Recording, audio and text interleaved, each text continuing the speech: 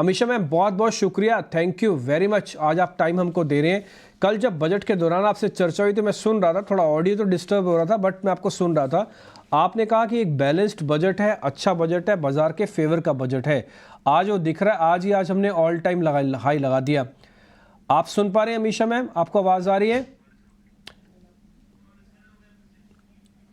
ओह ठीक है, इनसे भी बात नहीं होगा। कई बार क्या होता है ना, नया हाई और नया लो लगने के बाद इस तरह से फ़ोन कनेक्ट और डिस्कनेक्ट होते हैं, लेकिन वापस से हम जोड़ेंगे उनको। तो अमीषा मैम से एक बार ज़रा हम बातचीत। अमीषा मैम, आपको आवाज़ आ रही है? जी हाँ जी। Amisha ma'am, thank you very much, आपने पहले तो टाइम निकाला। मैं कल आपको सुन रहा था, आपने कहा एक बैलेंस्ड बजट है, अच्छा बजट है, बाजार के फेवर का बजट है, एक लॉन्ग टर्म व्यू पॉइंट दिखाने का बजट है। आज ही मार्केट ने 24 घंटे नहीं लिया, उस पर रिएक्शन भी दे दिया। मैम, बाजार को काफ़ी पसंद आ रहा है क्या ये वोट ऑन अकाउंट? यानी कि आगे लगता है कि बजट भी अच्छा ही रहेगा? एब्सोल्युटली, बजट भी अच्छा रहेगा।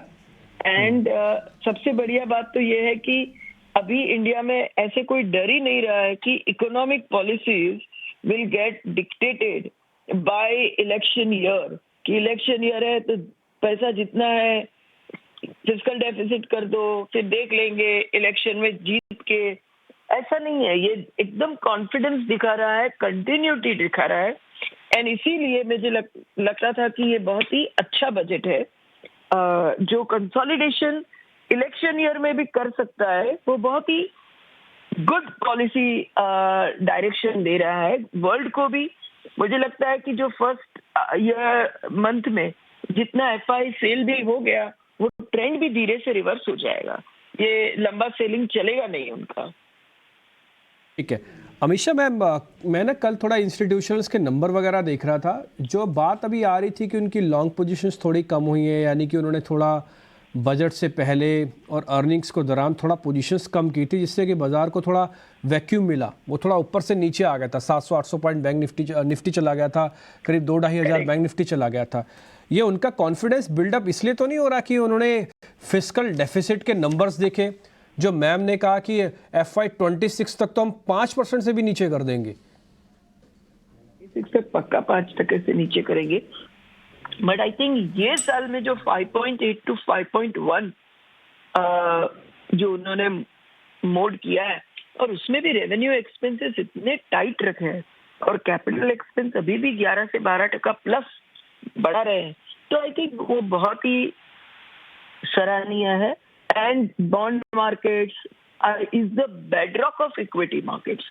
तो आरबीआई रेट कट करे ना करे, अगर गवर्नमेंट कम बोरो करती है तो ऑटोमेटिकल रेट ही पूरा बेस ही नीचे आ जाता है। तो I think that is why it is very positive, and globally भी ये रिकॉग्नाइज हो ही जाएगा।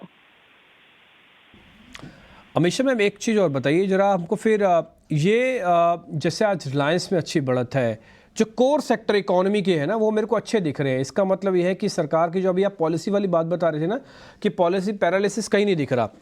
ये BPCL चल रहा है, ONGC चल रहा है, NTPC चल रहा है, हीरो मोटोकॉर्प चल रहा है। इसका मतलब है ये जानूं कि सरकार अभी कोर इकोनॉमी पे काम करेगी, तो कोर सेक्टर्स जो हैं, कोर सेक्टर्स जिसे हम कहते हैं, उसी पे थोड़ा बने भी रहना चाहिए और थोड़ा री रेट भी होंगे वो। आपको ऐसा लगता है मैम? देखिए, बाजार का ना ब्रेथ बहुत ही अच्छा है। एंड ब्रेथ का मतलब है कि ये अलग अलग सेक्टर से ग्रोथ आ रहा है। जैसे लास्ट 2 साल में हमने देखा कि डिफेंस में ऐसे पॉलिसी चेंजेस हो गई कि 10-10, 15-15 साल से डिफेंस में कुछ ऑर्डर ही नहीं आ रहा था, सडनली सब जगह ऑर्डर आने लगा।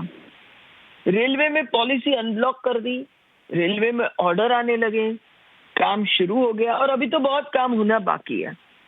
अब जब ये दो कर रहे हैं, डिफेंस एंड रेलवे, जो हम लोग काउंट ही नहीं करते थे कि यहाँ से कुछ होने भी वाला है, अब ये साल और आगे चल के हो जाएगा पावर। मुझे लगता है power, renewable and fossil fuel दोनों इतने एग्रेसिवली आगे जाएंगे, तो उसके पीछे उसकी सब एंसिलरी को बिजनेस मिलेगा। And on a private basis, real estate is doing so well, it will continue to do well. तो उसके तहत हर एक चीज जो रियल एस्टेट में लगती है, पेंट भी, सीमेंट भी, नल भी, पंखा भी, या फिर टाइल्स भी, वो पूरे सेक्टर्स में धीरे धीरे हमको ग्रोथ कंटिन्यू रहेगा। तो ये मार्केट ब्रॉड बेस ही रहेगी। ये नैरो नहीं हो जाएगी टेम्पररी। लास्ट 1.5 साल से mid cap index is moved higher than large cap. तो एक फेज है जब लार्ज कैप कैचअप कर रहा है, बट मुझे लगता है कि breath of the market and breath of the sector will continue to be very good. Ma'am thank you very much, आज आपने टाइम निकाला, बहुत अच्छे से आपने हमको गाइड भी किया, बताया भी है फिस्कल डेफिसिट वाला पॉइंट भी, और आप बता रहे हैं मार्केट की ब्रेथ काफ़ी अच्छी है। आपको लग रहा है कि इकोनॉमिक पैरालिसिस कहीं नहीं है, पॉलिसी पैरालिसिस कहीं नहीं है। आपको ये भी अच्छा लग रहा है कि मार्केट के अंदर इन्वेस्टर्स को ट्रस्ट है। आप ये बात भी बता रहे हैं कि बड़े शेयर्स पे इंस्टीट्यूशनल आ रहा है। आप ये बात भी बता रहे हैं कि री रेटिंग की संभावना भी है। तो ये सब कुछ फेवर कर रहा है और बाज़ार को इस तरह की तेज़ी आपको देखने को स्क्रीन पर दिख रही होगी। अमीषा मैम बहुत बहुत शुक्रिया, थैंक यू वेरी मच, आज अपने समय